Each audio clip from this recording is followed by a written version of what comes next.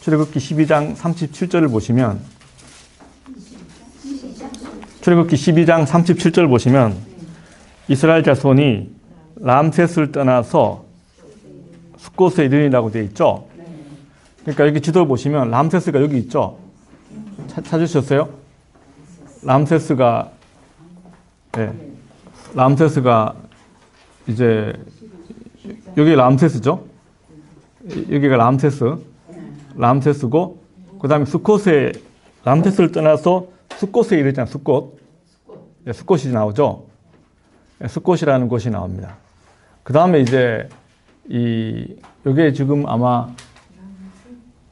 지금 글자도 저도 잘 안 보이는데 무슨 호수로 되어 있어요?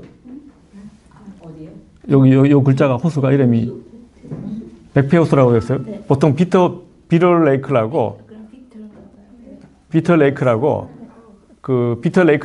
일반적으로 알려진 호수입니다.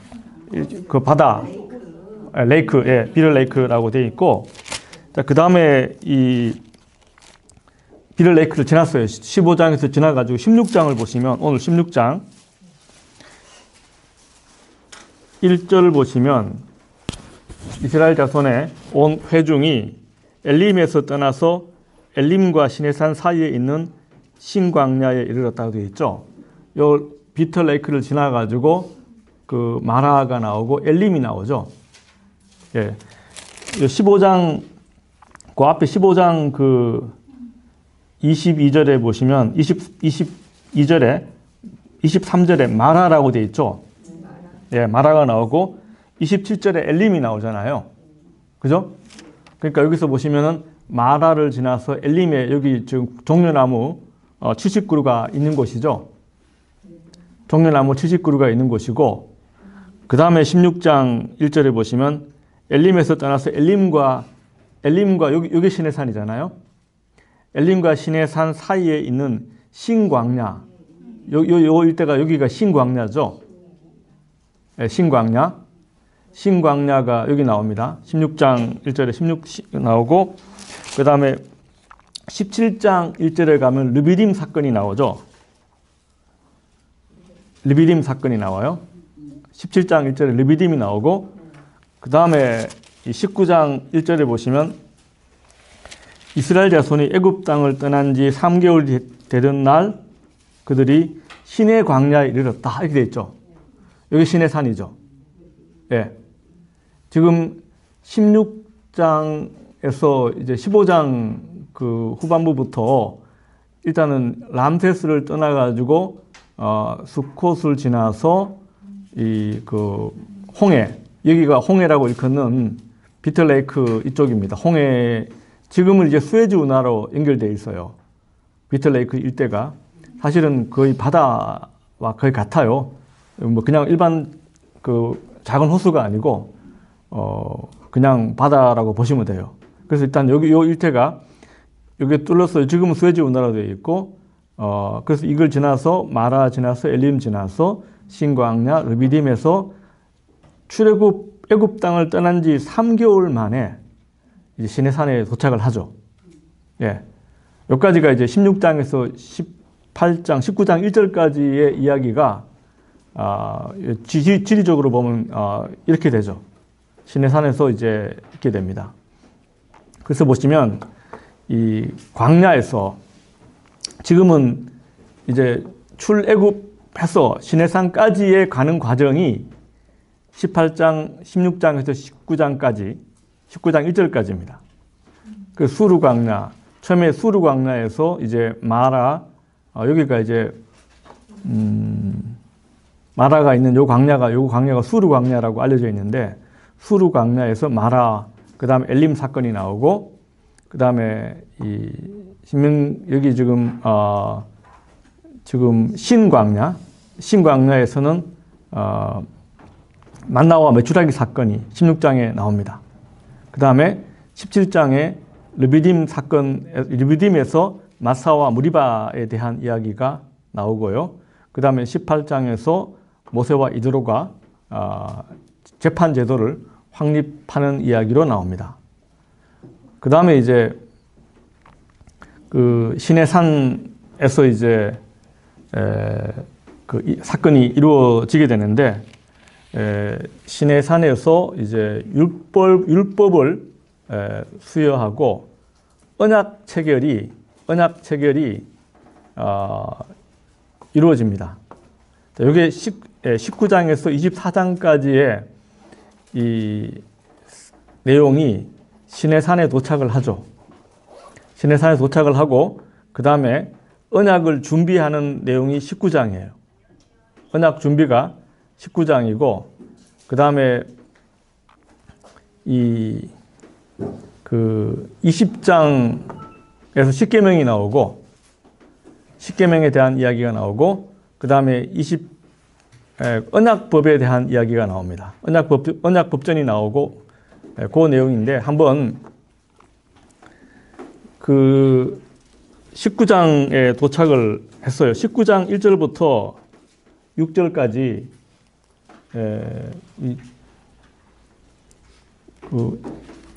홍인숙 권사님이신가요? 한번 읽어주시면. 안 오셨어요? 그러면 미셸 19장 1절에서 6절까지. 예. 이스라엘 자손이 애굽 땅을 떠난 지 3개월이 되던 날 그들이 시내 광야에 이르니라.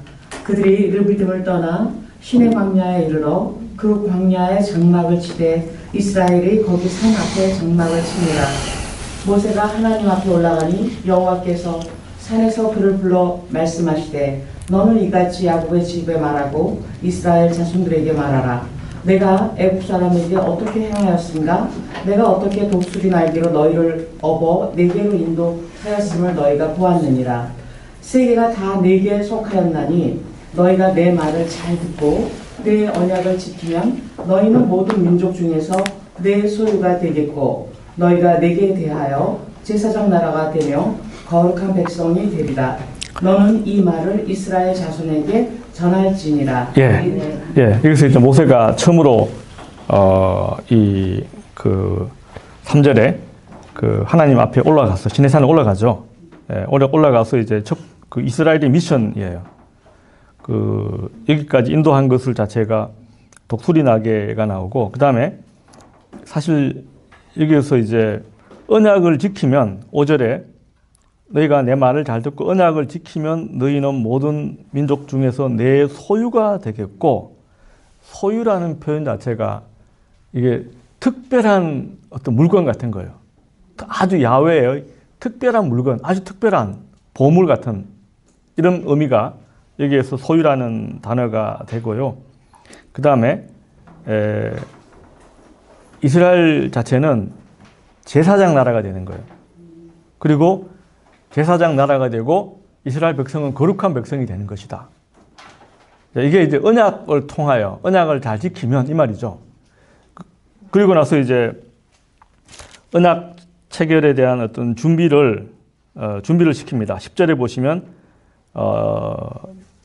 여호와께서 모세에게 이르시되 너는 백성에게로 가서 오늘과 내일 그들을 성결하게 하고 옷을 빨게 하고 준비하여 셋째 날을 기다려라. 이렇게 하면서 언약을 준비를 시키는 장면이 나옵니다. 그리고 11절에 준비하여 셋째 날을 기다리게 하라. 이는 셋째 날에 나 여호와가 온 백성의 목전에서 시내 산에 강림할 것이니, 이제 이게 하나님이 시내 산에 나타나시는 거예요. 자, 이 사건이 신현현이라고 보통 이야기를 합니다. 그래서 너는 백성을 위하여 주위의 경계를 정하고 이르기를 너희는 삼가 산에 오르거나 경계를 침범하지 말지니 산을 침범하는 자는 반드시 죽일 것이니라, 이렇게 얘기를 합니다. 그러면서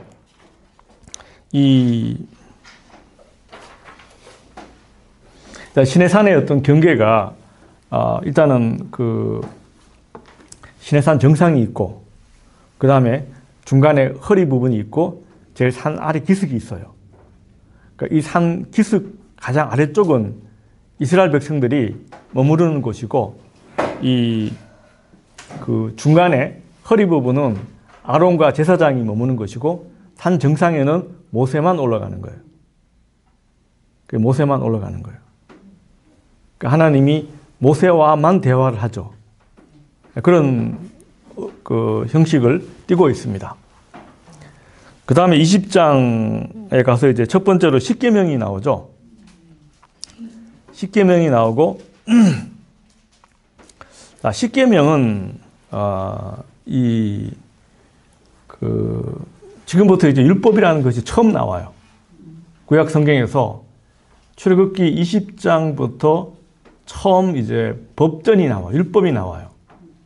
사실은 우리가 모세오경이라고 하면은 가장 핵심적인 장르는 율법이에요. 율법 자체가 출애굽기 20장부터 계속 이어집니다. 이어지고 출애굽기 20장부터 율법, 그 다음에 그 율법과 또 내러티브 이 두 개가 율법이 나오고 이야기가 나오고 율법이 나오고 이야기가 나오고 마지막에 또 이런 식의 구조로 쭉 이 사건 자체를 풀어가는데 가운데마다 율법이 나와요. 그러니까 신의 산에 하나님이 임재할 것이라고 말씀을 하시고 첫 번째로 이제 나오는 것이 바로 율법이 나와요. 십계명이 나와요. 그러니까 십계명은 모든 법의 서론이에요. 우리나라 말로 하면 헌법이에요. 헌법은 법률 모든 것 위에 헌법이 있잖아요. 헌법 자체가 있는 것처럼 십계명은 헌법처럼 가장 중요한 총론이에요. 대개 보면은 법이라는 것은 법률은 구체적이잖아요. 구체적인 사건이나 이런 것들을 다루는 데 있어서 조건적이고 뭐 이런 건데 이 십계명은 그 시공간을 넘어선 구체적이지 않습니다. 시간과 공간을 넘어선 영원한 법이죠. 오늘날 우리 시대까지 사실 십계명 자체는 가장 어떤 핵심적인 법으로 우리가 놓고 봐도 될 만큼 이제 중요한 것이죠. 서론 같은 거예요. 헌법 같은 것이다. 우리가 십계명을 이제 분류하는 방식은 유대교와 가톨릭교회, 정교회, 루터교, 개신교 이 전통들이 다 달라요. 십계명의 분류를 10개로 분류하는 것은 똑같아요. 똑같은데 이것을 유대교의 경우에는 20장 1절에 하나님이 이 모든 말씀으로 말씀하여 이르시되 나는 너를 애굽에서 종되었던 집에서 인도하여 낸 내 하나님 여호와라. 이걸 제1계명으로 봐요. 1계명으로 봐요. 유대교에서는. 이제 이런 식으로 각 교파마다 이게 다 틀려요. 십계명을 어떻게 분류하느냐에 따라 다 틀려요. 로마 가톨릭 교회 같은 경우에는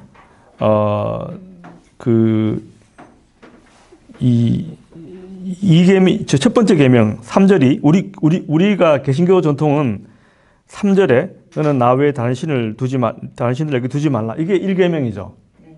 1계명이고 2계명은 4절에 나와 있는 우상 숭배 하지 말라. 이게 이제 4절부터 6절까지가 2계명이에요. 그 다음에 3계명은 7절이 3계명이고 8절에 안식일 이게 4계명 5계명은 12절에 내 부모를 공경하라. 이게 5계명이고 6계명은 살인하지 말라. 13절 7계명은 간음하지 말라. 그 다음 도둑질을 하지 말라. 8계명 9계명이 16절에 내 이웃에 대해서 거짓 증거하지 말라. 그 다음 10계명이 내 이웃의 집을 탐내지 말라. 이웃의 아내나 남종이나 여종이나 탐내지 말라는 것이죠. 이건 사실 우리 개신교에서는 이렇게 분류를 합니다. 나머지 자세한 내용들은 약간씩 차이가 난다. 10계명이 성경에 이게 1계명이 2계명 이런 말은 없어요. 네. 그 10계명에 대한 어떤 내용을 보면은 10계명이 구약 성경에 2번 나와요. 출애굽기 20장에 나오고 신명기 5장에 나와요. 2번 나오는데 그 가장 큰 차이점이 뭐냐 하면은 제 4계명에서 차이가 나요. 제 4계명을 보시면 이 그 4계명은 출애굽기, 우리가 지금 보고 있는 출애굽기에서는 왜 안식일을 쉬어라고 하느냐? 11절에 보시면 여섯 동안에 나 여호와가 하늘과 땅과 바다와 그 가운데 모든 것을 만들었고 일곱째 날에 쉬었으므라. 그러니까 일곱째 날에 쉬었기 때문에 너희도 쉬어라. 요 맥락에서 얘기를 하죠. 근데 신명기 5장에서 가게 되면 약간 인도주의적 관점인데 너희도 이집트에서 노예였기 때문에 집안에 있는 모든 사람을 다 쉬게 해라. 그러니까 너희들이 노예였기 때문에 그러니까 인도주의적 관점이 더 강하게 나오고 있습니다. 요거 말고는 십계명 자체의 기본적인 것은 거의 똑같습니다. 거의 똑같습니다. 예. 큰 차이가 없습니다. 이 십계명을 크게 보면 1에서 4계명까지는 하나님에 대한 이야기예요. 다른 신을 두지 말라, 우상 숭배하지 말라, 여호와 이름을 망령되이 일컫지 말라, 안식일을 거룩하게 지켜라. 자, 이게 하나님에 대한 것이라고 놓고 본다면 5계명에서 10계명은 인간에 대한 이야기예요. 부모 공경하라. 그 다음에 살인하지 말라. 도둑질하지 말라. 간음하지 말라. 거짓 증거하지 말라. 그 다음에 탐내지 말라. 자, 이 중에서 이 법이라는 개념은, 법이라는 것은 마음을 가지고 재단하지 않습니다.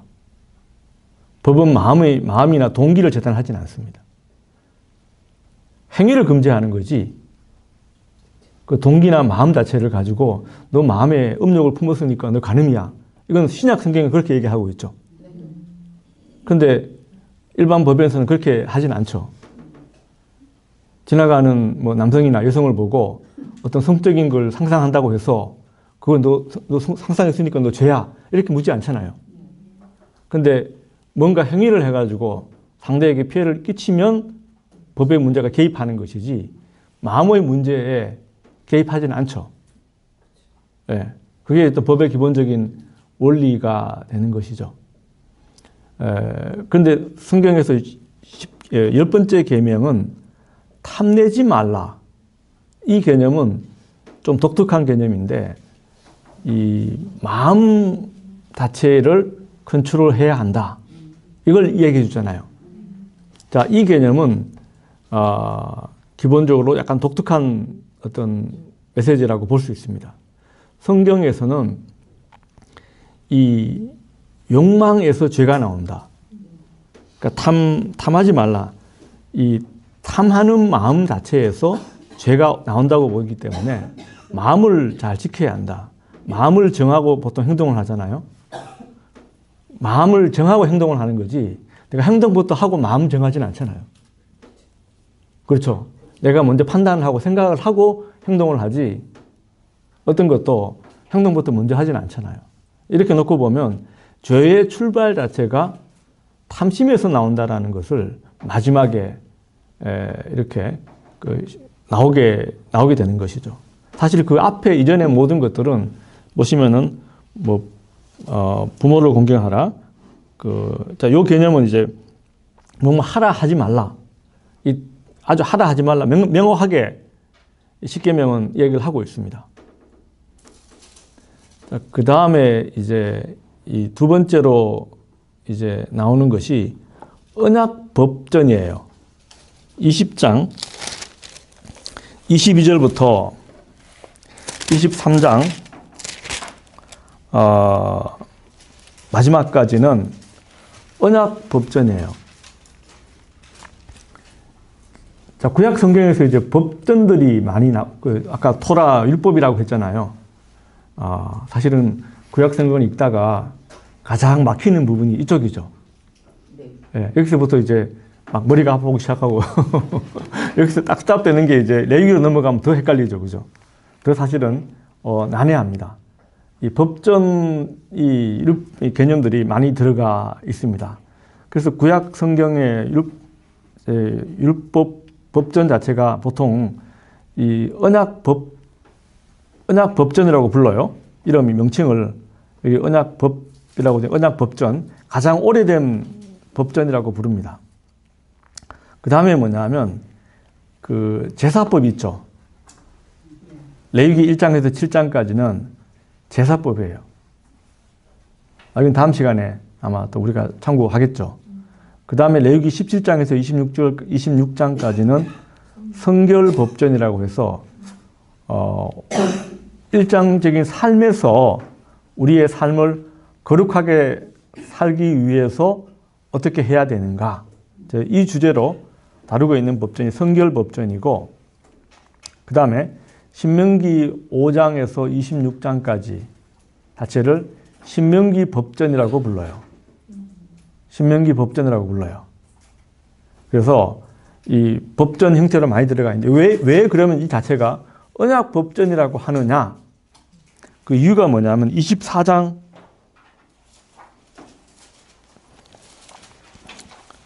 7절에 보시면 24장 6절과 7절 우리 최승춘 집사님 읽어주시면. 예. 모세가 피를 가지고 반은 여러 양푼에 담고 반은 제단에 뿌리고 언약궤를 가져다가 백성에게 낭독하게 하니 그들이 이르되 여호와의 모든 말씀을 우리가 준행하리이다. 자, 이게 지금 이게 뭐냐면은 그 24장 1절에서 지금 그 8절까지는 하나님과 이스라엘 백성 사이에서 시내산에서 언약을 체결하는 거예요. 언약이라는 말이 그 요즘 말로 하면 계약이에요. 우리가 부동산 그 사고 파고 할 때 계약을 체결하잖아요. 예? 그러니까 그 계약이라는 단어입니다. 계약이라는 단어와 같은 거고, 계약이라는 말은 그 상대방 갑이 있고 을이 있으면 서로가 그 계약에 묶이잖아요. 그 히브리어 단어가 이제 브리트라는 단어인데, 이 단어가 가지고 있는 의미는 족쇄 이런 거예요. 예, 서로가 서로를 묶어주는 거예요. 그 바인딩 되는 거잖아요. 묶이는 거예요. 그 조건 속에 묶이게 되는 것이죠.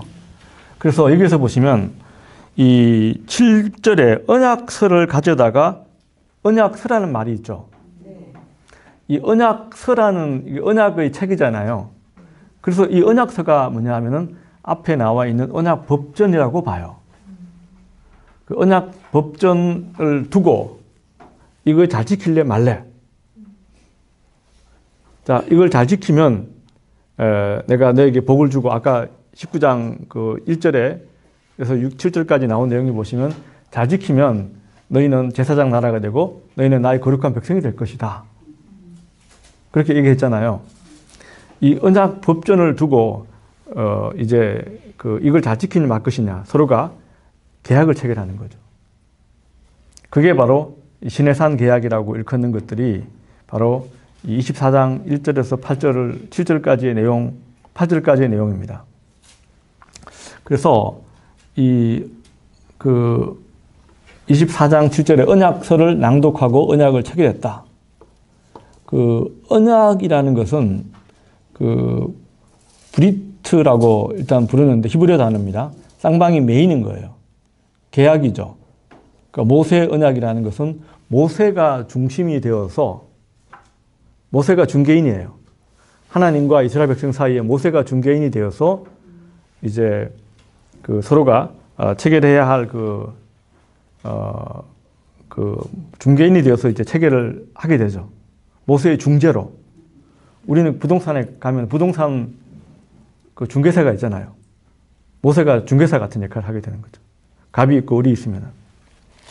언약법전 자체는 이거 다 이렇게 할 수는 없는데 몇 개 구절만 제가 살펴보면 유명한 그 구절 중에 하나가 21장 그 23절에서 25절까지요. 정명희?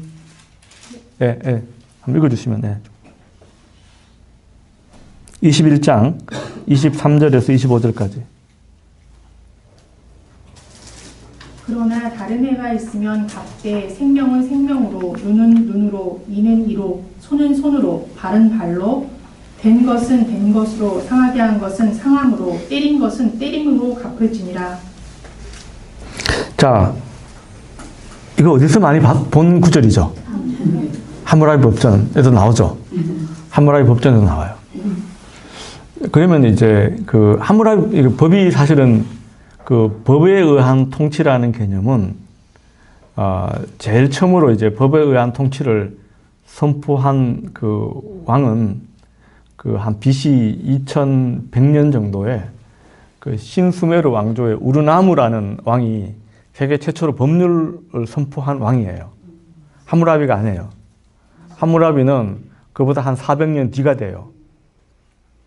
그 전부터 이제 어떤 그 법을 가지고 통치한다는 개념들이, 법전들이 많이 나와요. 나오는데, 이 하무라비 법전 이전에 법에 따르면 사람이 그 눈을 다치게 하잖아요. 그죠? 싸우다가 눈을 다치게 하고, 뭐 다리가 부러지면 뭐 다리를 다치게 하고 이렇게 할 수가 있는데, 그 경우에는 처음에는 돈으로 보상을 가능하게 만들었어요.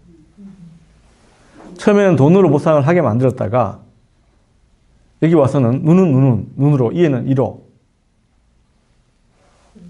이렇게 지금 법이 바뀐 거거든요. 더 법이 좀 비인간 세진 거죠. 왜 이렇게 세졌을까요? 성경에도 지금 그렇게 나와 있잖아요. 돈으로 보상하던 게 더 좋은 제도인가요? 아니면은 진짜 직접 똑같이 이렇게 하는 것이 더 좋은 건가? 둘 다 아닌 것 같아요. 네? 둘 다 아닌 것 같아요. 다른 방법. 왜 이렇게 바뀌었을까요? 돈으로 보상하던 거에서. 부자만 정기하고 안 지켜서 돈으로. 오, 예. 바로 이제 이게 법이라는 발달 단계에서 놓고 보면, 처음에 이제 내가 만약에 돈이 많으면은, 예? 눈 하나 뽑고 돈 주면 되잖아요. 그죠?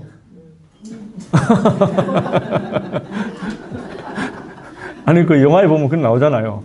매 한 대 때리고 얼마 이렇게 하잖아요. 예? 똑같은 거잖아요. 자, 그러면은, 이게 범죄의 성격이, 만약에 내가 어떤 사람이 내 핸드폰을 훔쳐갔다가 나중에 잘못돼서 가지고 문제가 돼요. 그러면 핸드폰 값이 만약에 10만 원이면 내가 100만 원 줄게. 가능하잖아요.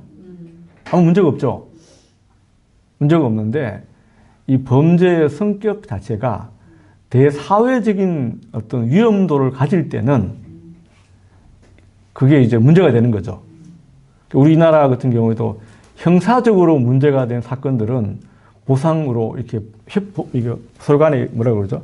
협상으로 해결이 안 돼요. 무조건 그 사법으로 가죠. 형사적 사건 같은 경우에. 그러나 민사 사건 같은 경우에는 보상으로 해결이 되잖아요. 그러니까 이건 범죄의 성격 자체가 대사회적인 위험도를 가질 때는 이게 그 형사로 가서 무조건 똑같이 이렇게 했을 때 그 범죄에 대한 억제력이 생기는 거잖아요. 돈으로 보상시키는 것 같으면은 억제력이 안 생기죠. 돈 많은 사람은 마음대로 할 수 있잖아요. 그러니까 이게 더 발달된 형태가 되는 거예요. 이 형태가 돈으로 보상할 수 있는 제도보다는 훨씬 더 발달된 형태다. 이렇게 사실 볼 수 있습니다. 이렇게 그거 좀 있고. 근데 이게 눈에서 눈이 네. 있고 귀에서 귀에 대한 어떤 실제적인 그런 게 아니라 오히려 형평성을 주기 위한 그런 상징적인 그런 문구가 들어간 것으로 이해를. 실제로 이것이 집행되는지 안 됐는지 사실 그거는 증거나 이런 것들은 그렇게 증거가 없어서 실제로 이렇게 했는지는 모르겠어요. 다만 이게 이게 어떤 아까 이게 대사회적인 성격상 있잖아요. 평등하게 하기 위해서.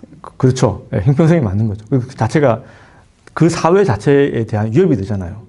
어떤 미친놈이 나타나고 마음대로 그냥 돈 많은 사람이 미쳐가지고 이 사람 저 사람 막 이렇게 눈 빼고 뭐 팔다리 자르고 이렇게 하면은 문제가 되잖아요. 예, 그러니까 그런 거죠. 그 옛날에 그 필리핀에 막사이사이라는 유명한 대통령이 있었어요. 혹시 아세요? 막사이사이 그 유명한 사람인데 그 사람 시대에 필리핀에 이제 그 도둑들이 굉장히 많은 거예요. 너무 많은 거예요.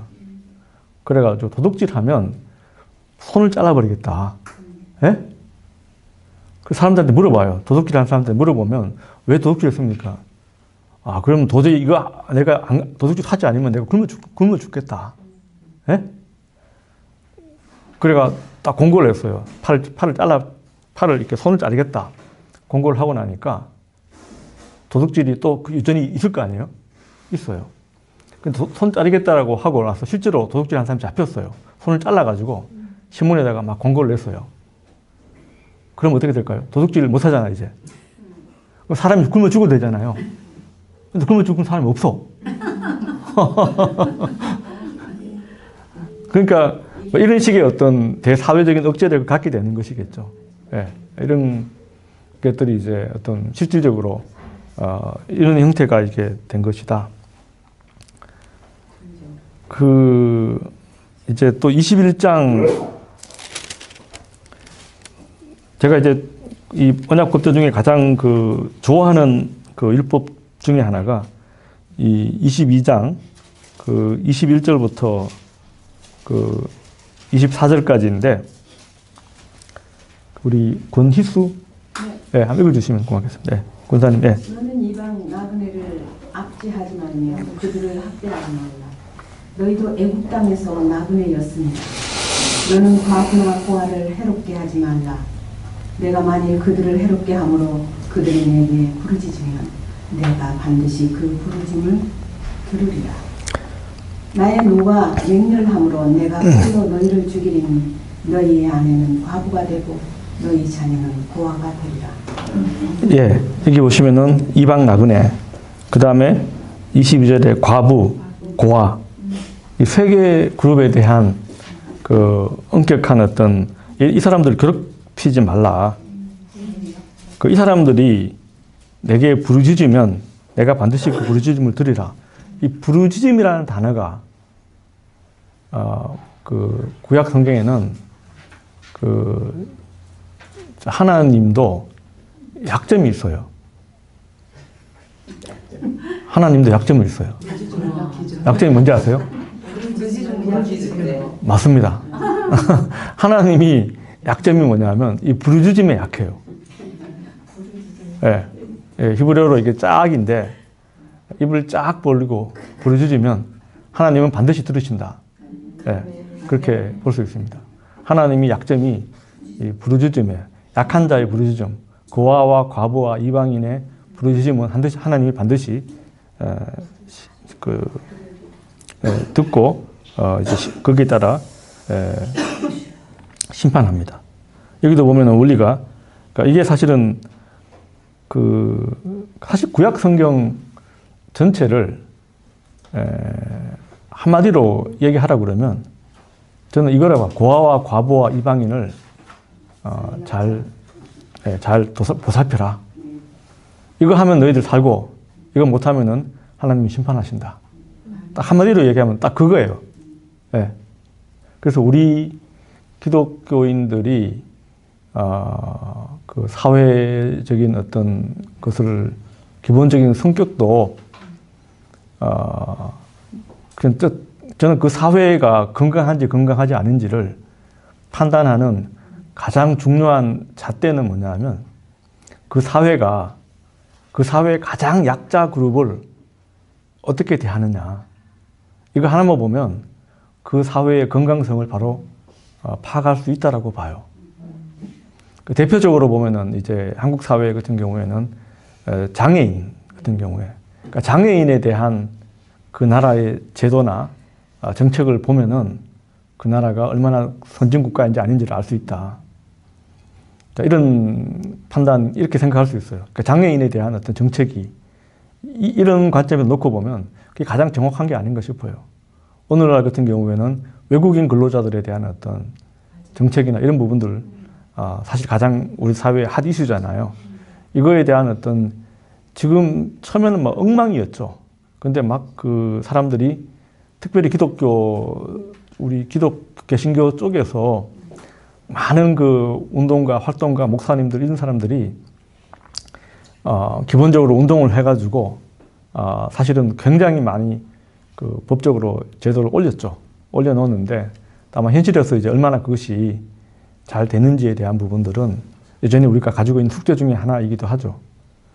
사실 안산이나 이런 데 평택도 아마 그럴 텐데 외국인 근로자들에 대한 어떤 정책이나 또 목회나 이런 방향들이 사실 개신교 사역자들의 공헌이 굉장히 큽니다.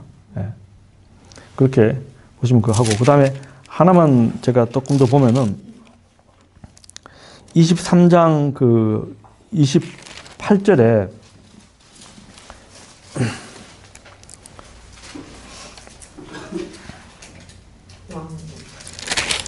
그 내가 왕벌을 내 앞에 보내리니 그 벌이 희위 족속과 가나안 족속과 헷 족속 앞에서 쫓아낼 것이라고 되어 있잖아요. 이 왕벌이 뭘까요? 우리 왕벌 있죠? 말벌이라고도 하죠. 하나님이 말벌을 보낸다는 얘기일까요? 아니요. 그러면 뭘까요? 성가신 재앙이나 전염병이라고 하네요. 제가 한번 보여드릴게요. 예. 재앙. 말벌이라는 개념이, 예.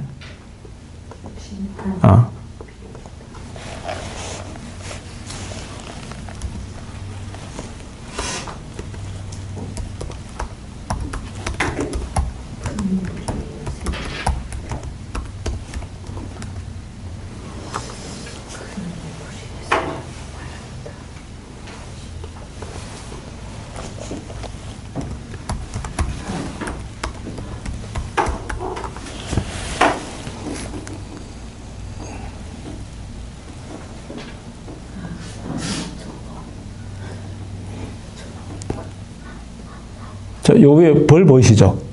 예? 혹시 이게 뭔지 혹시 아세요? 물통? 예? 벌통? 요게 이제 이집트 파라오 있잖아요. 이집트 파라오의 이 문양이에요, 문양. 이걸 칼투시라고 부르는데, 이집트 파라오들이 상징하는 그 문양인데, 여기 보면 벌이 나오죠. 말벌, 왕벌이 나와요. 이게 뭘 의미하느냐 하면은 여기서 왕벌은 파라오를 이야기합니다. 하나님이 이스라엘이 가나안 땅에 들어가기 전에 그 가나안 땅 자체는 여러 개 도시국가들로 이루어져 있었어요. 그런데 이스라엘이 가나안 땅에 들어가기 전에 이집트 파라오를 먼저 보내가지고 이집트 파라오가 가나안 정복을 났어요. 그러니까 투트모세 3세라는 그 파라오라든지 이런 그 파라오들이 이 정복을 나서서 그 가나안의 도시 국가들이 약해져 있는 거예요.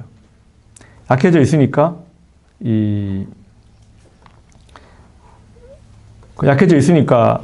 뭡니까? 이스라엘이 가나안 땅에 들어갈 때 훨씬 더 편하게 쉽게 들어갈 수가 있는 것이죠. 그 이야기를 하고 있는 거예요. 먼저 이스라엘이 가나안 땅에 들어갔기 전에 하나님이 먼저 하나님의 사자를 보내가, 그 사자가 누구냐? 파라오인 거예요. 파라오 먼저 가서 이렇게 정복을 하고 이렇게 해서 이 대표적으로 투트모세 3세라든지 메르넵타라든지 이런 그 파라오들이 그 가나안 지역 정복에 대한 기록들이 지금 남아 있습니다. 남아 있어서 여기서 왕벌이라는 것은 이집트의 그 파라오를 나타내는 것이다. 이렇게 볼 수 있습니다. 그래 보시면은 그 다음에 이 24장에 가서 이제 언약 체결하잖아요.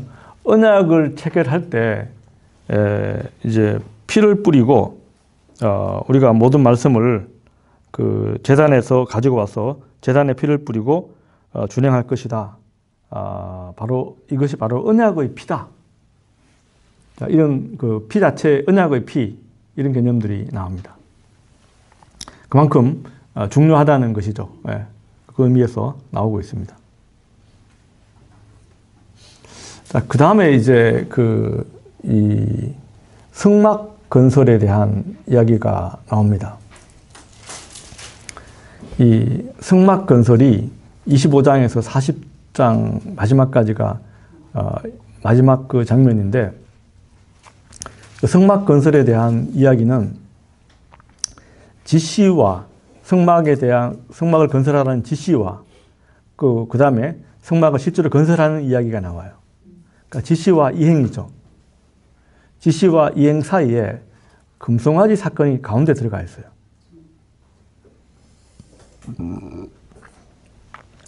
자, 이제 뭐냐면은 누구를 섬기느냐에 대한 부분이에요. 자, 출애굽기 앞에서는 이 바로를 섬겼잖아요. 이스라엘 백성들이 바로를 섬겼어요. 이 섬기는 것 자체가 히브리어로 이제 섬기다라는 단어가 히브리어로 아바드라는 단어거든요. 이 아보다라는 말이 일이라는 뜻이에요. work이라는 뜻이에요. 일하다, 섬기다 이런 단어인데, 바로를 섬기는 것, 힘든 노동에서 이제 야훼를 섬기는 거예요. 야훼를 섬기는 것이 이제 예배가 되죠. 예배가 됩니다. 섬기는 대상이 파라오에서 야훼로 바뀌었죠. 그러니까 파라오를 섬긴다는 건 힘든 노동인데, 야훼를 섬긴다는 것은 예배가 되는 거죠. 지금 대상이 그렇게 바뀌게 된 것이다. 단어가 똑같습니다. 히브리어 동사가 똑같습니다. 자, 그러면 왜 갑자기 이제 야훼를 섬기는 이 제도가 왜 필요한가? 첫 번째로 19장에서 이제 시내 산에서 이스라엘 백성이 하나님이 야훼가 내려왔죠. 내려와가 시내 산에서 이스라엘 백성들이 산 기슭에서 이제 야훼를 만났죠. 야훼를 만났습니다.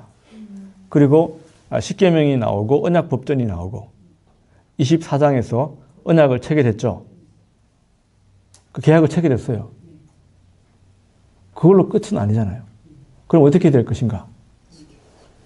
자, 이게 시내산 언약의 영속화를 위한 제의가 필요한 거예요.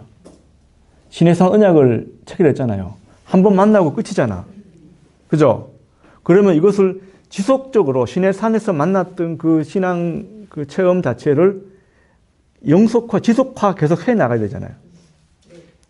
지속화하기 위한 그 제의가 바로 성막이 되는 거죠.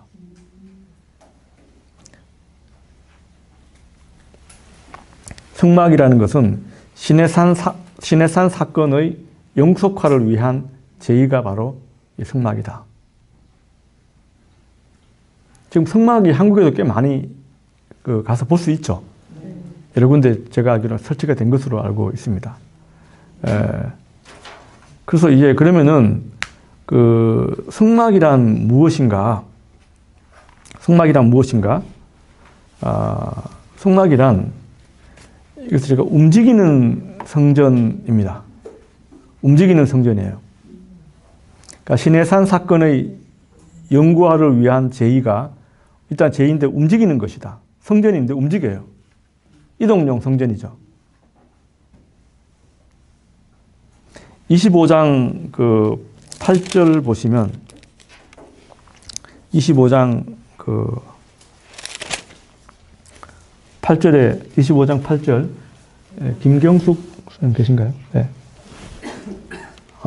김성신? 내가 그들 네. 중에 거할 성소를 그들이 나를 위하여 짓되 내가 내게 보이는 모양대로 나눠가지고 그들도 그 모양을 따라 지을지어다. 자, 여기 보시면 내가 그들 중에 거할 성소죠. 그죠? 그들 중에 거할 성소죠. 내가 그 성막 안에 거한다는 개념이 아니고 이스라엘 백성 중에 거할 성소예요. 그 이스라엘 백성 중에 거한다는 이야기지 성막이라는 구체적인 공간 안에 거한다는 개념이 아니라는 것이죠. 그러니까 그 이스라엘과 함께 한다는 것에 대한 상징이라는 개념이죠. 이 개념은 29장을 보시면 29장 45절과 46절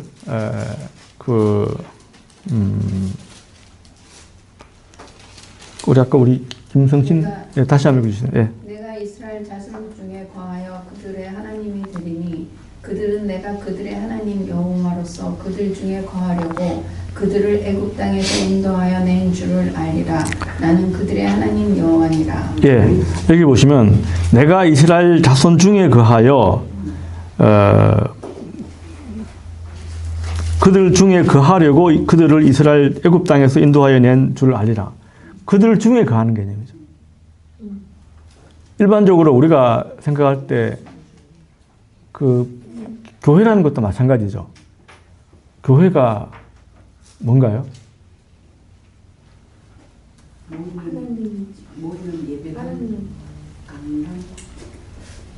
이 공간 자체가 네. 교회는 아니에요. 네네. 사람이죠. 네.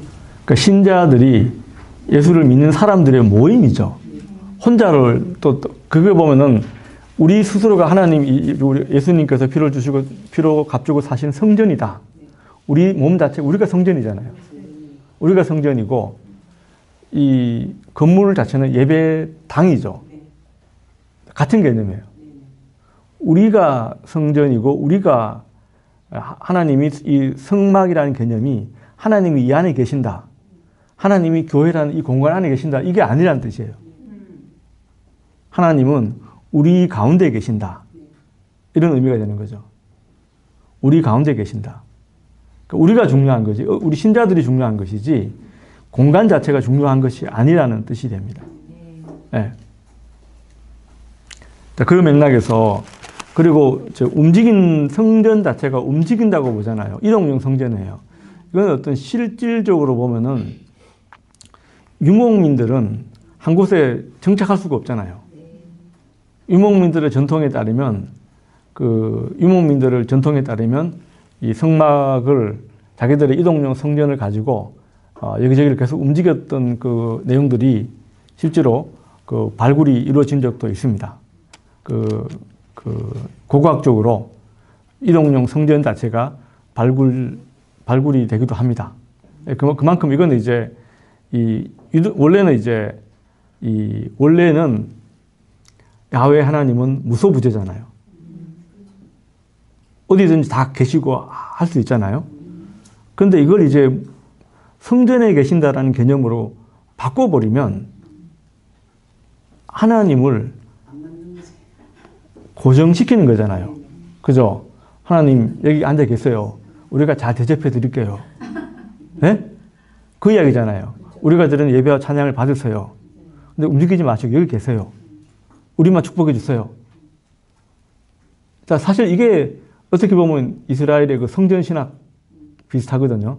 예루살렘 성전으로 이것이 바뀌었을 때 가지고 있는 위험 요소가 있는 거예요.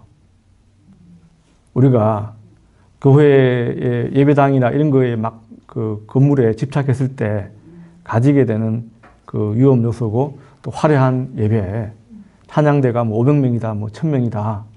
이런 것에 막 집착하잖아요. 뭐 이렇게 해가지고 막 보이는 쇼잉하는 어떤 그런 식의 어떤 그 예배라는 것이 과연 이제 올바른 것인가? 이런 문제 제기를 늘 이제 우리가 할 수 있는 것이죠. 이런 신학에 미쳐 놓고 본다면. 그래서 보시면은 그 성막이라는 개념은 이동용 성전인데 크게 보면은 시내산 사건을 보면은요. 시내산에서는 산 기슭에는 일반 백성이 있었죠. 그 다음에 산 중턱에 장로들이 있어요. 그 다음에 산 정상에는 모세만 위치하죠. 이게 삼분법이죠. 산 기슭에는 아래쪽에는 일반 백성이 있고 중턱에는 장로들이 있고 산 정상에는 모세만 있어요. 장로들과 제사장들이 중턱에 이렇게 있고 자 이렇게 놓고 보면 이 성막 자체는 시내산 사건에 영속하니까 시내산의 어떤 구조하고 같은 방식이 되는 거죠. 뜰에는 일반 백성들이 그 성막 안에 성막에 뜰이 있어요. 뜰은 일반 백성이고 성소는 제사장만 들어가죠. 지성소는 대제사장만 들어가죠. 그러니까 모세 이 대제사장이 들어 지성소에는 한 명만 들어갈 수 있잖아요. 그 다음에 성소에는 제사장들이 있는 것이고 일반 백성들은 뜰에 있는 거예요. 이 구조와 시내산 사건과 시내산 사건에서의 어떤 구조와 성막에서의 구조가 일치하는 것이죠. 일치한다고 볼 수 있습니다. 그 다음에 지시를 할 때, 성막의 지시를 할 때는 25장의 같은 경우에 제일 먼저 나오는 것이 25장 10절에 그 언약 증거궤가 있죠. 25장 10절을 보시면 언약궤가 있어요. 궤가 제일 먼저 만들어지고 그 다음에 이제 진설병 등잔대, 그 다음에 26장에 가시면 성막 이렇게 쭉 하는데 기본적으로 이 작은 것에서 큰 것으로 이동을 하는데 이행을 할 때는 보시면 35장부터 40장까지는 그 뜰에서 지성소로 방향이 반대로 이렇게 이루어져 있어요. 반대로 이루어져 있습니다. 자, 그런데 금송아지 사건 32장에서 34장까지 여기 금송아지 사건이 나오는데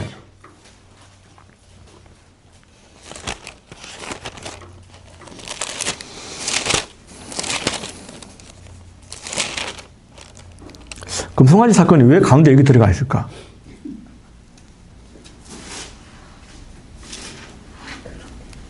네, 금송아지 사건이 이 가운데 들어가 있어요. 성막을 이렇게 만들어라 지시하고 그 다음에 백성들이 성막을 만들어요. 그 사이에 이 금송아지 사건이 들어가 있죠. 왜 여기 들어가 있을까? 이게 상당히 의미가 있는 것이라고 볼 수 있을 텐데,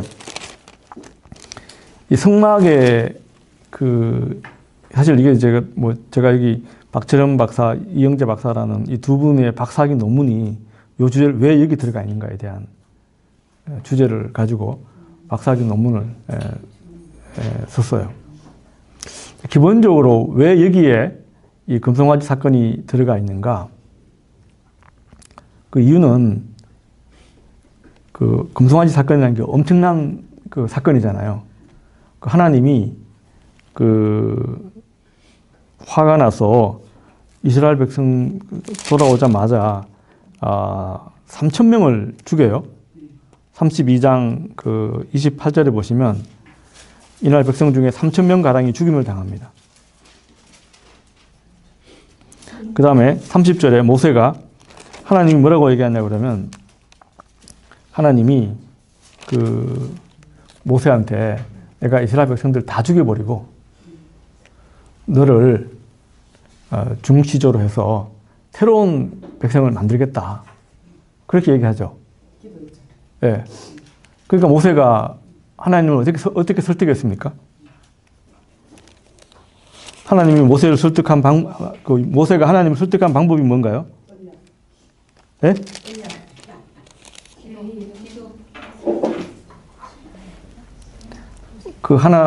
모세가 설득한 내용은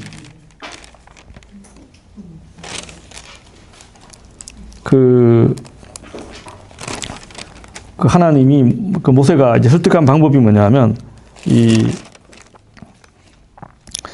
32장 12절에 보시면 애굽 사람들이 얘기를 여호와가 자기의 백성을 산에서 죽이고 지면에서 진멸하려는 악한 의도로 인도해 내었다고 말하게 하시려 하나이까? 하나님 체면이 뭐가 됩니까? 애굽 사람들이 뭐라고 부르겠습니까? 하나님 생각을 해보세요. 이렇게 하나님을 설득하는 방식이죠. 이게 사실은 이 레파토리가 한 번 더 나와요. 어디서 나온지 아세요?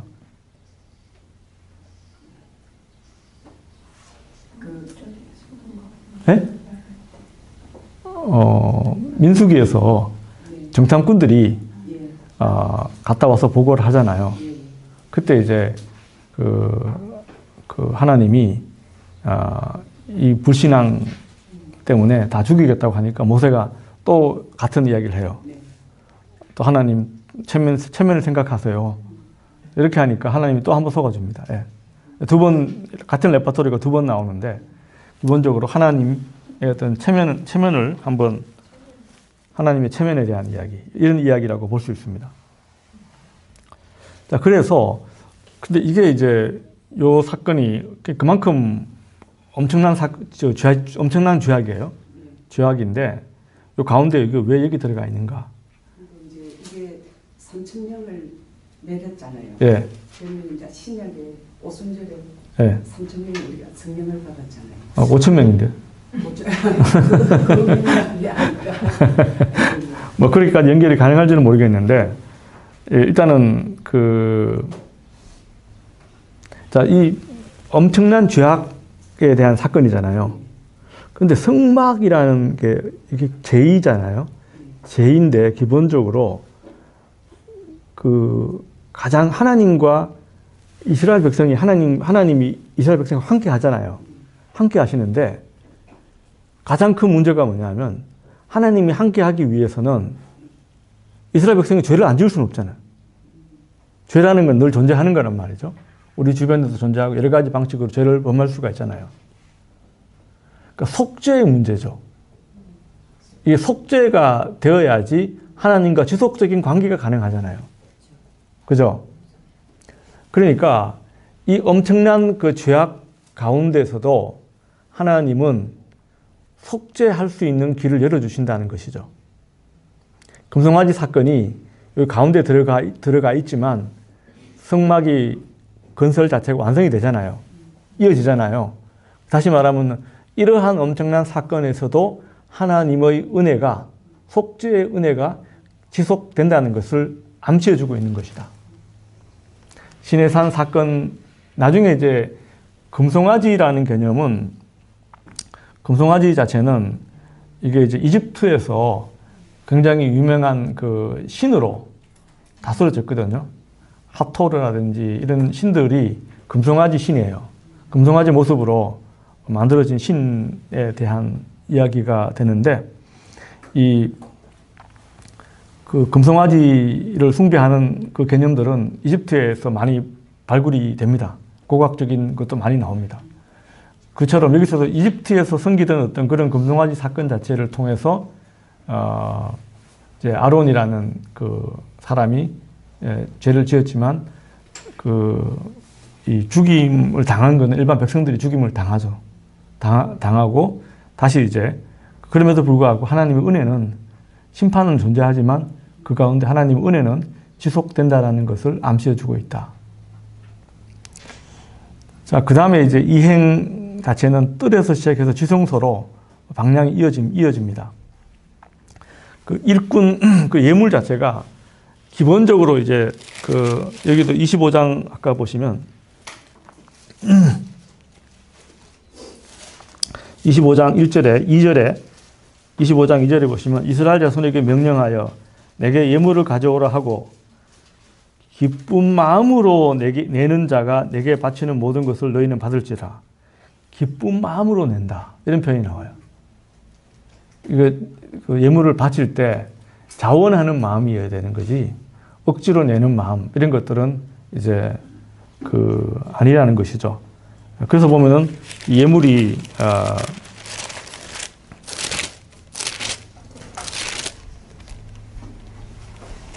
그 35장 4절부터 보시면 그 예물들이 쭉 나와요.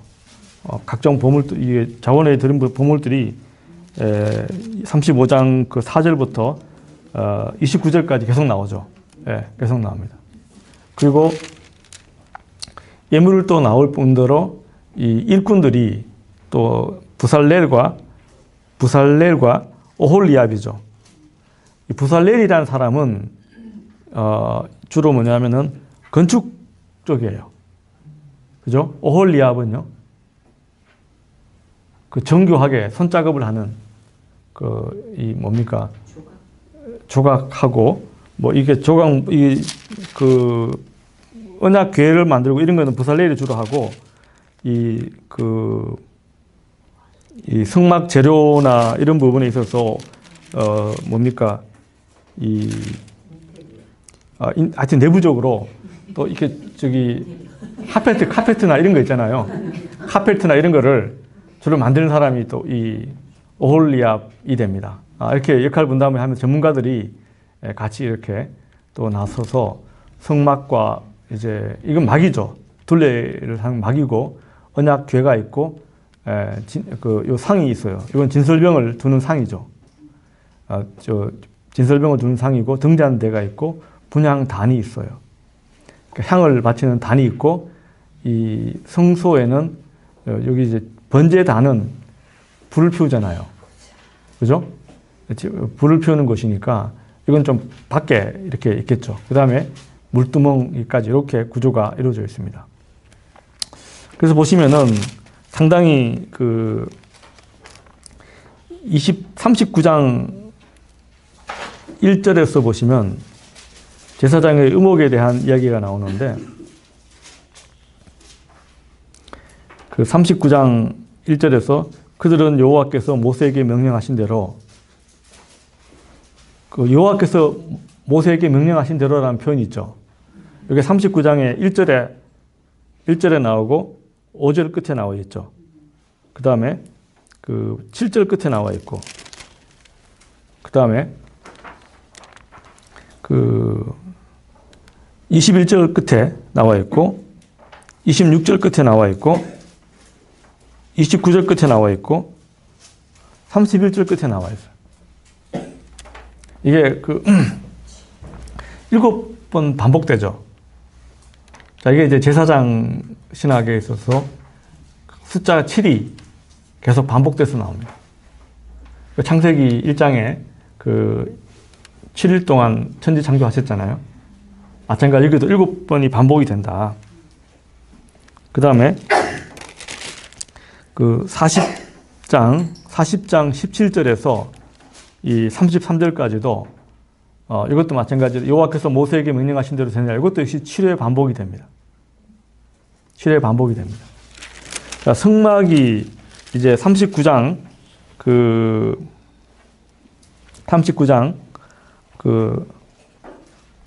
42에서 43 김종윤 안 오셨나요? 우리 김효연 사모님, 예. 39장 42절과 43절요. 예. 여호와께서 모세에게 명령하신 대로 이스라엘 자손이 모든 역사를 마침에 모세가 그 마친 모든 것을 본즉 여호와께서 명령하신 대로 되었으므로 모세가 그들에게 축복하였더라. 자, 이 성막이 완성되는 장면이죠. 본즉 좋았더라. 보시기에 좋았더라. 예? 네? 창세기 1장 31절에 보시기에 좋았더라. 보시기에 좋았더라는 표현이 성경 1장에서 많이 나오잖아요. 그 다음에 2장 3절에 보시면 축복하였더라는 말이 나와요. 일곱째 날을 축복하였다. 이런 표현이 나와요. 축복하였더라는 표현이 나오잖아요. 모세가 그들에게 축복하였더라. 창세기와 같은 단어를 사용했죠. 그죠? 보시기에 좋았더라, 축복하였더라. 제가 이제 많이 반복을 했던 그 표현 중에 하나가 이 어떤 단어나 이런 것들이 서로 연결되어 있음은 신학적인 연결을 의미한다. 문학적인 연결은 신학적인 연결을 의미한다. 다시 말하면은 이 새로운 창조라는 거예요.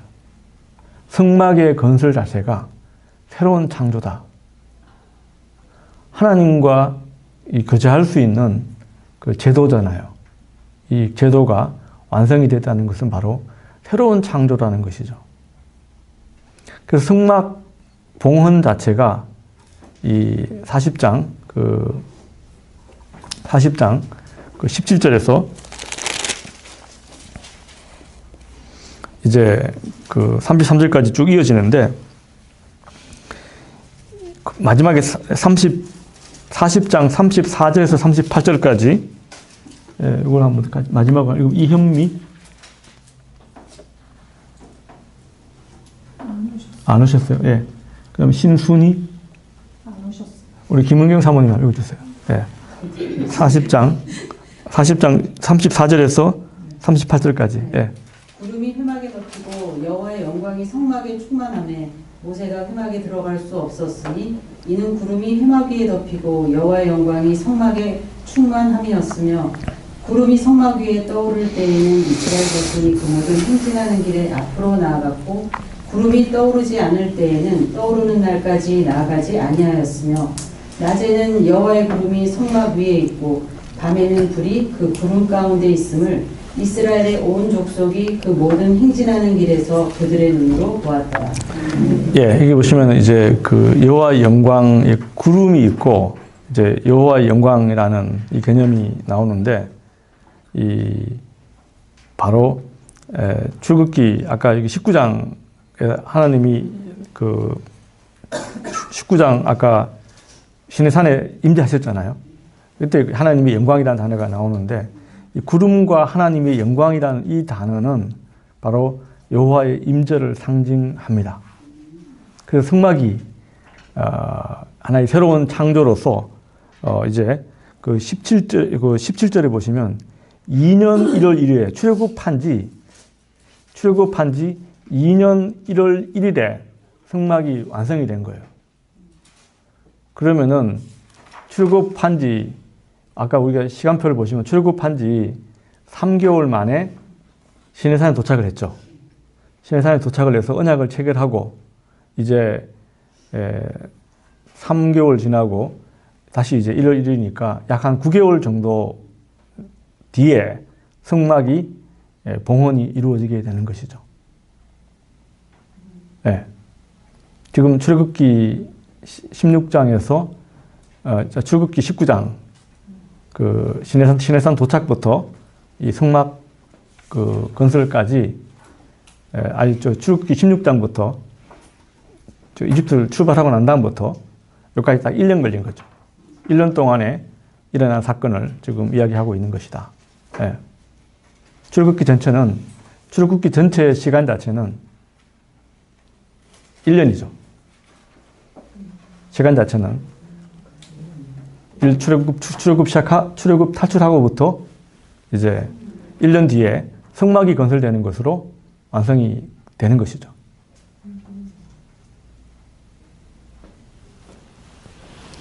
혹시 여기까지 질문 있으신가요?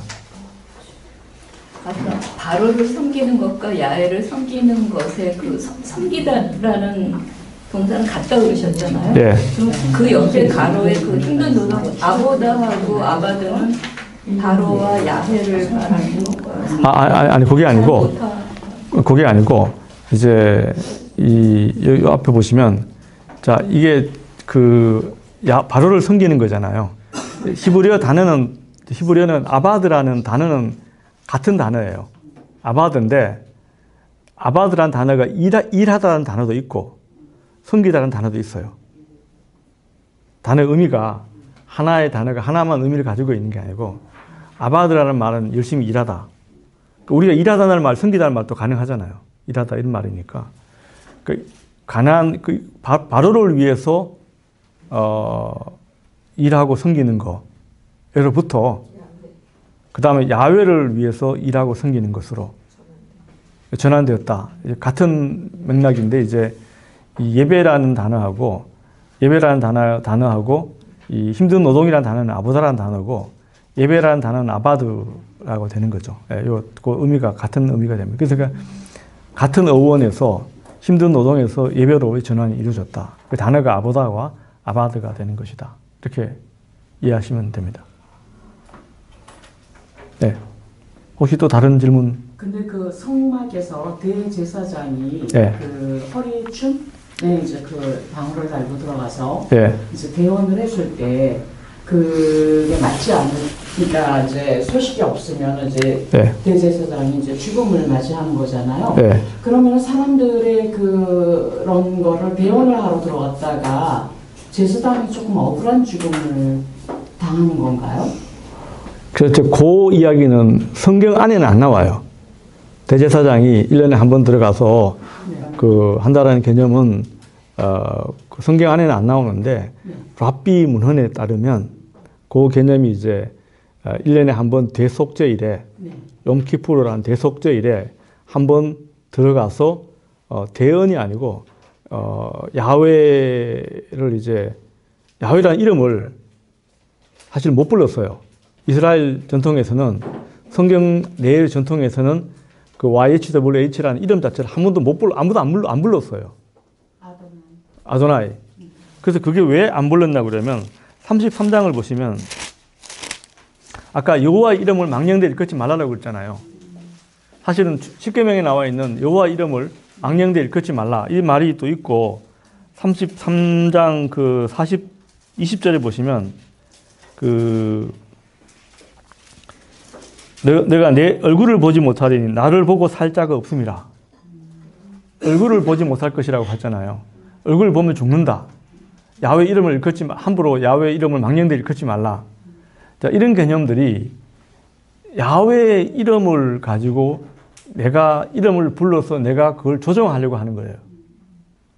이름이라는 가지고 있는 어떤 신비한 파워가 있는데 야훼의 이름으로 불러서 뭐 자기의 어떤 힘을 과시하려고 하는 야훼의 이름을 과서 내가 목적하는 바를 이루려고 하는 거잖아요. 야훼가 나에게 조정당하는 거잖아요. 그런 것을 하지 말라는 것이죠. 그게 주로 어떤 거짓 선지자라든지 이런 사람들이 이름을 가지고 막 불러서 하려고 하잖아요. 그러니까 이제 그런 명령이 내려온 것이다 보니까 유대교나 이 이스라엘 구약 성경 안에서는 함부로 야훼 이름을 못 부르게 돼 있으니까 그러나 1년에 한 번 딱 지성소에 들어가서 한 번 딱 불렀던 이름이라고 그렇게 알려져 있어요. 그 한 번 이름 딱 그 야훼라는 이름인데 그 발음 자체를 나중에 AD 70년에 그 성전이 무너져 버리잖아요. 완전히 박살 나버려요. AD 70년에 박살 나고 나서는 제사장 제도가 사라져 버리잖아요. 성전이 없으니까. 성전이 없으니까 사라져 버리고 나니까 그 제사장이 없잖아요. 그 다음에 야훼 이름을 아무도 안 불러요. 그러니까 이 정확한 발음 자체를 잊어버린 거예요. 뭐라고 불러야 할지 이름 자체를 그러다 보니까 지금도 정확하게 발음을 어떻게 부르는지를 몰라요. 그렇게 나와 있고 그러니까 대제사장이 그 성전에 들어갈 때 대언한다는 개념보다는 속죄를 위한 거죠. 네, 속죄를 위해서 거기 대제사장이 지성소에 한 번 들어가잖아요. 그래서 보면은 혹시 왜냐하면 왜 거기 들어가면 죽을 수가 있냐고 그러면 대제사장이라도 죄가 있으면 하나님과 만나는 것이잖아요. 그러면 거기 들어가면은 죽을 수 있다라는 거죠. 죄로 인해서. 그러니까 죄라는 것 자체가 어떤 치명적인 것이거든요. 하나님과 만날 때 그 죄가 있으면 하나님 앞에서는 바로 치명적으로 죽을 수 있기 때문에 그래서 이제 들어갈 때 또 사람이 죽었는데 또 사람이 들어가면 또 그 사람도 죽을 거 아니에요. 그렇기 때문에 이제 다리에다가 줄을 묶어가지고 들어가고 뭐 이런 이야기가 탈무드에 나와요. 탈무드에 나오는 거지. 성경 안에서는 그런 개념은 안 나옵니다. 예. 그리고 이건 이제 좀 다른 얘기인데요. 예. 이제 모세가 시내의 산에 올라가서 기도를 하는 동안에 아론은 금송아지 산을 만들어서 이제 좀 그런 난을 일으켰잖아요. 예. 그랬을 때 오늘날 뉴욕의 그 월스트리트가 그 유태인들이 이제 주름 잡고 있는 금융가에서 그 금송아지 상을 버젓이 이렇게 세워놓고 하잖아요. 율법을 따르는 그 유태인이라면은 그거는 좀 금기해야 되는 일 아닐까라는 생각이거든요.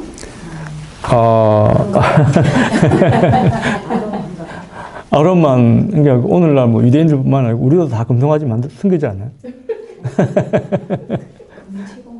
예? 이게 어떤 부에 대한 어떤 욕망, 황금 송아지 뭐 이런 것들이 뭐 골드바 형태로 나오기도 하지만은 또 뭐 금성아지 형태로 생기는 개념인데 글쎄 이제 월스트리트 자체 안에서 그 유대인들이 뭐 어떤 주도적인 역할을 하는 건 사실이지만 또 유대인들이 그걸 컨트롤하는 건 아니니까요. 거기는 온갖 많은 어떤 욕망들이 다 들어가 있는 거고 그 중에 유대인들이 주도적인 역할을 한다는 건 유대인들만 그 월스트리트에 있는 게 아니니까요. 예. 실제로 유대인들이 골드만 삭스하고 제피 몰건하고 그 다음에 리만 브라더스는 사라졌고 그 2개 정도만 제가 알고 있어요. 그 금융회사들이 그렇게 많이 진짜 뭐 유대인들이 다 잡고 있다 이렇게 말하기는 또 약간 유대인들한테는 억울한 면도 있을 겁니다. 예. 다 그런 거는 또 아니죠. 주도적인 역할을 하고 있는 거는 많은데 그 사람들이 이게 유대인들이 이제 금융의 그 달인이 된 것들의 어떤 역사는 물론 DNA적인 것도 있지 않을까 생각이 들어요. 왜냐하면 이 사람들이 바벨론 포로로 잡혀갔잖아요. 근데 이제 나중에 거기서 발굴된 그 니프루라는 곳에서 발굴된 문서를 보면 거기서 이제 그 유대인들이 거기서도 이 사람들이 금융업을 해요. 돈을 벌어요. 바벨론 포로기에도 바벨론 가서도 그런 기록들이 있고 이제 중세 시대로 넘어가잖아요. 유대인들이 이제 금융업을 할 수밖에 없었던 이유가 있어요. 중세 유럽 사회에는 봉건 사회잖아요. 그러니까 봉건 사회라고 하면 지주가 있고 소작농이 있잖아요. 근데 유대인들은 그 지주가 아니잖아요. 땅이 없어요. 땅 소유가 안 돼요. 땅을 소유할 수 없었기 때문에 근데 이제 봉건 사회라는 게 지주와 소작농만 있으면 그 가운데 의사도 필요하고 뭐 그 다음에 다른 전문가도 필요하잖아요. 중간 계층이 없잖아요. 지주가 있고 소작농만 있으면은. 근데 이제 이 돈놀이는 구약 성경에서는 그 돈을 빌려주고 이자를 받지 말라고 되어 있거든요. 성경에는 이자를 받지 말라고 되어 있어요. 그런데 구약 성경에는 이방인들한테 돈을 빌려주건 돈을 받아도 된다. 이방인들은 뭐 이자를 주고받는 건 괜찮다라고 나와요. 자, 그렇게 나오니까 이제 구약 성경, 아니, 중세 유럽 사회가 아니면은 그 사회가 그냥 돈에 대해서 주고 돈을 빌려주고 이자를 받는 것 자체가 금기사항이었어요. 중세 봉건 사회에서는. 금기사항이고 하다 보니까 근데 사실 돈이 필요하잖아요. 필요하니까 그걸 돈을 빌려주고 이자를 받는 작업을 누구한테 맡긴 유대인들한테 시킨 거예요. 우리는 기독교인이니까 그런 거 안 해.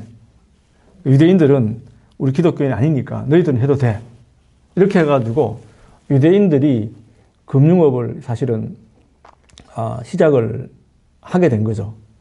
그러면서 이제 돈 관리나 이쪽을 유대인들한테 맡긴 거예요. 그러다 보니까 나중에 이게 어떤 현상이 일어나냐 그러면 그 봉건 영주들이 사실은 뭐 그 전체를 다 꾸려가려면 돈이 많이 필요하잖아요. 돈이 많이 필요로 하니까 이 돈을 계속 이렇게 유대인들한테 맡기다 보니까 영주들이 유대인들한테 돈을 빌리기 시작한 거예요. 그 엄청나게 많은 그 채무 관계가 형성이 되다 보니까 영주들이 돈을 안 내는 방법이 뭐냐면은 유대인을 쫓아버리는 거죠. 추방시키는 거예요. 이런 식의 어떤 것들이 많이 있었어요. 그러면서 이제, 근데 유대인들이 어떻게 해가지고, 이렇게 돈을 많이 벌 수 있었느냐. 정보력이에요. 정보력인데, 그게 전부 회당을 통해서 랍비들이 계속 서로가 이렇게 네트워크를 만들어서 연결시켜 주는 거예요. 여기 가면은 물건이 싸니까 여기서 싼 물건을 떼가지고 여기 오면 비싸게 팔 수 있다. 지역 간의 어떤 똑같은 소금이라도 지역 간의 편차가 크잖아요. 소금이 많이 필요하게 됐을 때 이 사람들이 그 스페인에 살 때 소금이 굉장히 쌌는데 나중에 쫓겨가지고 추방을 당해요. 1492년에 스페인에서 이제 추방을 당하는데 많은 추방을 당한 사람들이 화란으로 와요. 네덜란드로 왔는데 네덜란드에 오니까 청어 염장할 때 소금이 많이 필요로 한 거예요. 그러다 보니까 스페인에서는 쌌는데 여기 오니까 비싼 거예요. 그러니까 이제 거기서 이제 물건을 가지고 와서 한다든지 그 랍비들이 가지고 있는 정보력이 어마어마했어요. 그리고 또 그 랍비들이 가지고 있었던 게 뭐냐면 옛날에는 의사라는 개념이 사실 뭐 다 비과학적이잖아요. 요즘 와서 의사들이 그렇게 된 거지. 옛날에는 랍비들이 랍비들이 가지고 있는 의학 상식, 아프면 전부 랍비들한테 갔어요. 아프면 전부 다 옛날에는 목사님한테 갔잖아요. 그랬었어요. 기도하면 낫는다. 이런 개념이잖아요. 그러다 보니까 이 목사님이나 이런 중세의 어떤 그 종교 지도자들은 의학 상식이 굉장히 사실은 풍부하게 기도도 하지만 기본적으로 의학에 대한 처방전에 이런 부분들이 목사님이나 랍비들 이런 사람들이 사실 그러다 보니까 자연스럽게 이 독일이나 중세 독일이나 이런 경우에 의사들은 유대인들의 직업이었어요. 유대인들의 직업이었고 금융업 이런 거는 뭐 전부 사실은 또 다 알려진 이야기잖아요. 그런 식으로 그 어떤 그 사회 안에 사회적으로 이렇게 내몰릴 수밖에 없으니까 유대인들한테 강제로 주어진 게 사실 금융업이었어요. 아무도 못하니까 안 하니까 천한 직업이니까 이렇게 하면서 이제 유대인들이 그 네트워크를 통해 가지고 엄청난 그 부를 쌓을 수 있었다라고 보는 거죠. 예. 그 개념이고 오늘날 뭐 금송아지 숭배 사상은 그 금송아지라는 것이 부에 대한 욕망을 상징한다라고 놓고 보면 금송아지가 사실은 힘이 세잖아요. 송아지가 힘이 세잖아요.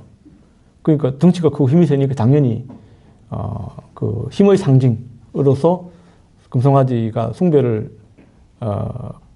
대상이 되었고 그 개념은 오늘날 또 이제 계속 이제 이어진다고 볼 수 있겠죠. 네. 다음 시간에 뵙겠습니다. 네, 수고하셨습니다.